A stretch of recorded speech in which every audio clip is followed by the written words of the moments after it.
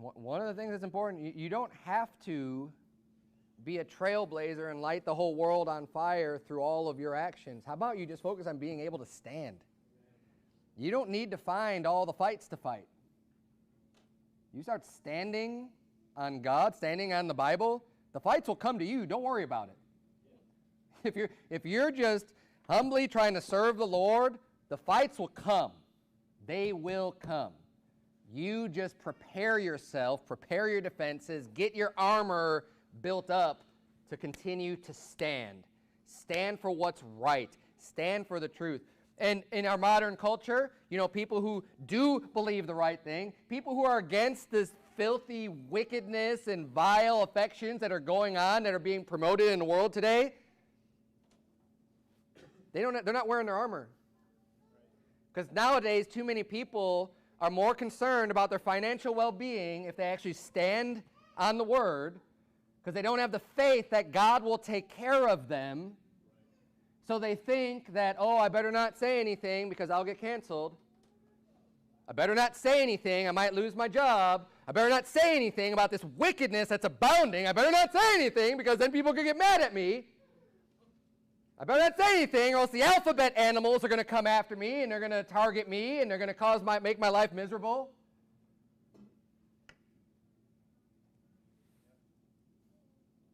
And the more people don't stand, they stand down, you're opening up the door for all the vile wickedness that's coming into our country and destroying it. Because you're unwilling to stand. Because you haven't been keeping up on listening to God. You haven't been in the Word. You didn't gird up the truth on your loins. It's sitting in your closet. You got the truth. You know what it says. You're not wearing it. You're not doing anything with it. You've hung it out to dry. And you've stood down. Your armor needs to be on you at all times. We need to stand. Resistance. Yeah, it's uncomfortable. Yep, it is. Welcome to the Christian life. Yeah, the Christian Christ life. Hey, do you think Jesus Christ's life was comfortable? Did Jesus live this life on earth to be comfortable? To sit in an air-conditioned house? Watch TV?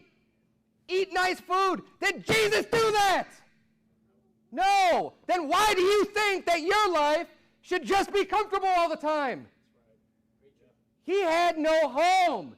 He walked out. He stayed up all night praying. He walked out. He healed people. He was helping people. He suffered. He was lied about. People hated him. They mocked him. They ridiculed him. They beat him up. They spit in his face, and they nailed him to a cross. You want to call yourself a Christian?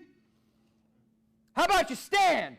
How about you stand for what he stood for unto death? You're going to call him your Savior? Why don't you try walking in his footsteps too? Call yourself a Christian.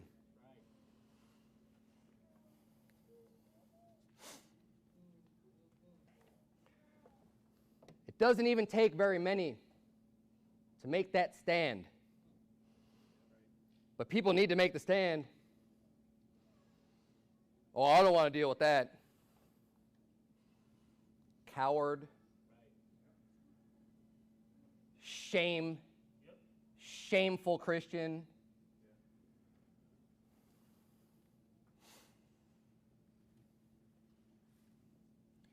Would to God we had people at the heart of the disciples that said we ought to obey God rather than man. I'm not going to fear what man could do unto me. I'm going to fear what God could do unto me.